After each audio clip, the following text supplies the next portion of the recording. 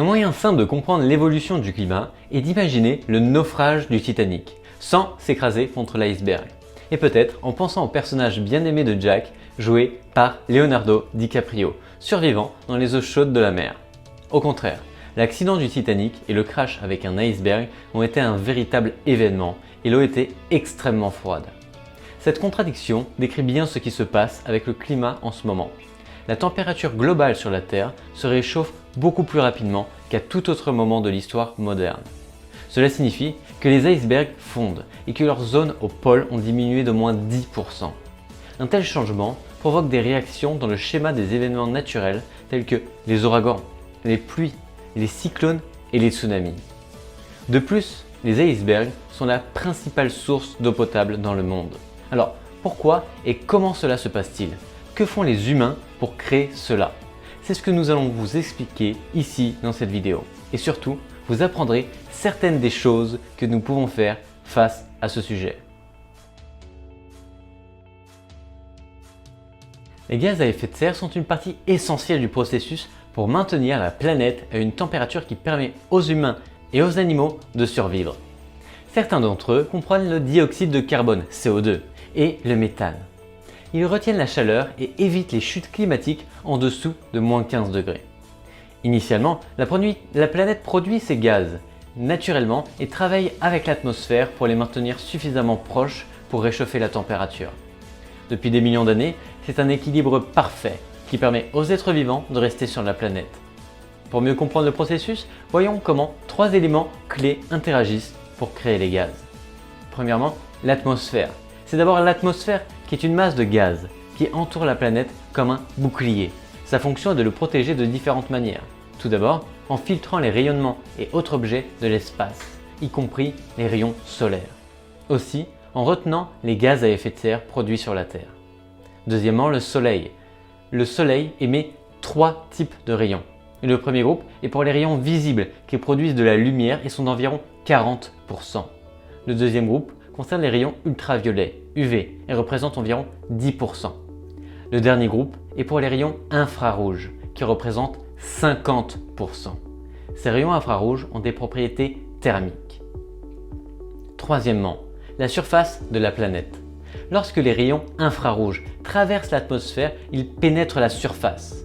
Le sol les absorbe, puis une partie d'entre eux retourne dans l'air et l'atmosphère. À ce stade, ils aident à maintenir la température à des niveaux acceptables en emprisonnant la chaleur. Pour maintenir la température, il doit y avoir un équilibre entre les gaz que la planète reçoit et les gaz qu'elle produit. Au cours des dernières années, cet équilibre a commencé à changer parce que l'homme a commencé à produire de nouveaux gaz à effet de serre ou à augmenter la production de ceux qui se produisent naturellement. Dans ce premier cas, depuis le début de la révolution industrielle en 1780, l'homme a commencé à brûler des combustibles fossiles comme le pétrole, de l'essence ou le charbon et aussi l'exploitation minière. Bien qu'il ait résolu de nombreux autres problèmes comme le transport et la production d'énergie, les conséquences pour le climat ont été dévastatrices. Pensez à vos vacances et aux avions, bus et voitures qui vous transportent. Ils produisent beaucoup de dioxyde de carbone, CO2, qui est un gaz à effet de serre très nocif. C'est pourquoi il est important d'utiliser des vélos, des voitures électriques et autres moyens de se déplacer pour réduire la production de CO2. D'autre part, l'homme a augmenté la production de gaz à effet de serre naturels. Certains exemples incluent de vaches, semencement de plus de terre ou l'extraction de charbon. Pensez aux délicieux steaks que vous mangez pour le déjeuner ou les hamburgers que vous mangez plusieurs fois par mois. Ils ont tous besoin de viande de vache qui produisent beaucoup de gaz méthane au cours de leur processus de digestion. C'est pourquoi il est si important de consommer d'autres sources de protéines ou de varier son alimentation. Chaque personne peut contribuer individuellement à réduire la production de gaz à effet de serre. Tout commence par changer les habitudes quotidiennes de consommation. Mais même si cela peut être vrai, ce n'est pas suffisant. En ce sens, les plus grandes sources de gaz à effet de serre proviennent des usines, des terres, des élevages de bétail, des mines et des moyens de transport mondiaux et généraux. Ils sont tous réglementés par les gouvernements de différents pays et il est nécessaire de combiner politique publique, nouvelles technologies et plans de contrôle des sources de gaz à effet de serre. Cette situation est quelque chose que les organisations des Nations Unies ont remarqué il y a de nombreuses années. Dans cette optique, en 1994, il a promu la signature de la Convention cadre des Nations Unies sur les changements climatiques, qui a été approuvée par 197 pays. Depuis lors, il y a eu 26 conférences des parties COP, et la dernière a eu lieu en novembre 2021. Chaque conférence est l'occasion de se fixer des objectifs de réduction des émissions de gaz à effet de serre. Pour cette édition de la COP 26, certains des objectifs les plus importants consistent à sécuriser l'émission de CO2 net mondiale d'ici le milieu du siècle, maintenir l'augmentation de la température mondiale à 1,5 degré, protéger les communautés et les habitats naturels, finance mobile des pays développés et des institutions financières. Chaque pays a son propre agenda et essaie de trouver un équilibre. Cependant, le temps presse contre les résultats négatifs. La situation empire car l'effet de gaz dure plusieurs années.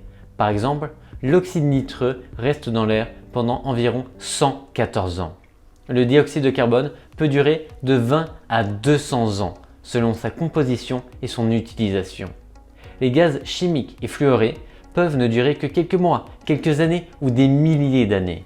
En d'autres termes, nous ne courons pas seulement contre les nouvelles émissions, mais contre tous les gaz qui se sont déjà accumulés dans l'air et provoquent des effets dévastateurs. C'est pourquoi la célèbre militante Greta Thunberg revendique l'urgence de cette affaire. Et elle n'est pas la seule, car des millions de personnes soutiennent ses actions. Lors des COP précédentes, certains pays ont convenu de réduire leurs émissions mais ne l'ont pas fait. Ils ont encore du mal à trouver un moyen de respecter leurs accords. Pour nous rappeler l'importance et le danger de ne pas agir à temps, en octobre 2021, l'ONU a publié une vidéo choquante déclenchée par un dinosaure. Il entend expliquer comment le changement climatique doit devenir une priorité. Et le dinosaure a comparé l'extinction de son espèce en affirmant que la subvention des combustibles fossiles serait comme une subvention pour les météorites qui les ont détruites il y a des millions d'années. Pour atteindre les objectifs de réduction des émissions de gaz à effet de serre, il est nécessaire d'inciter les pays à faire des plans fiables et à les suivre. Certaines analyses suggèrent déjà que nous dépassons 1,5 degré jusqu'à 2 degrés ou plus. Si cela est vrai, alors il est plus qu'important que jamais de soutenir les communautés vulnérables. Cependant, il est important de noter que certains changements de politique dans plusieurs pays ont des effets positifs. L'Union européenne a pu atteindre des objectifs pour 2020 et réduire les émissions de plus de 20%. Mais la meilleure partie est que le PIB a également augmenté. Cela signifie que la réduction des gaz ne signifie pas nécessairement une perte de compétitivité. Faisons une analyse sur les effets du changement climatique. Premièrement, il ne fait aucun doute que l'homme est un facteur clé dans l'évolution du climat, car il s'élève de manière plus rapide qu'à d'autres époques. Deuxièmement, il est également vrai que le changement climatique n'est pas un phénomène nouveau. Il existe de nombreuses recherches qui prouvent que certaines zones maintenant couvertes par les eaux de la mer étaient des déserts dans le passé. Aussi, il est possible de les trouver dans le sens inverse. Mais les recherches scientifiques confirment également l'effet de l'homme créant des gaz à effet de serre pour accélérer l'évolution du climat. En fait, il existe un consensus scientifique basé sur des recherches et des observations qui suggèrent l'homme comme cause du réchauffement climatique. Troisièmement, les COP sont une excellente occasion de discuter et d'aller de l'avant pour changer les conditions climatiques. Cependant, les objectifs actuels semblent être trop ambitieux pour le milieu du siècle. Malgré toutes les bonnes intentions des pays développés, les autres territoires ne font pas leur part. En fait, certains d'entre eux explorent encore de nouvelles sources de pétrole et des combustibles fossiles en déclin. De plus, les pays développés manquent encore de plans concrets pour atteindre les objectifs. Quatrièmement, ce que nous pouvons tous faire en tant que citoyens, c'est de continuer à pousser les pays à faire ce qu'il faut. Chaque protestation, action ou plan visant à réduire les émissions va dans la bonne direction. J'espère que cette vidéo vous a plu. Merci de me suivre et à bientôt sur cette même chaîne.